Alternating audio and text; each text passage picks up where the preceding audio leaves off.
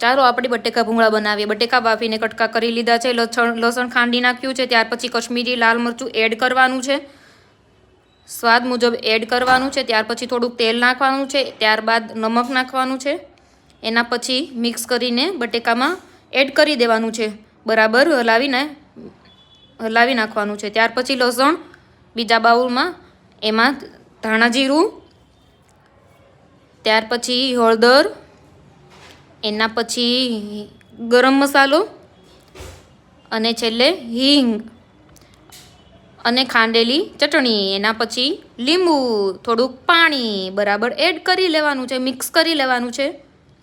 ત્યાર પછી એક કડાઈમાં તેલ આવે, એમાં ચટણી એડ કરી દેવાની છે, એના સ્વાદ મુજબ નમક, બટાકા નાખીને બરાબર હલાવી નાખવાનું છે। એના ઉપરથી આપણે ધાણા નાખીશું, એના ઉપર લીલું લસણ નાખીશું। પછી યમ્મી યમ્મી થઈ ગયું અને ટેસ્ટ કરીએ। ટેસ્ટ કરવા મારા હસબન્ડ આવ્યા છે, જો કેવું લાગ્યું તો તમે પણ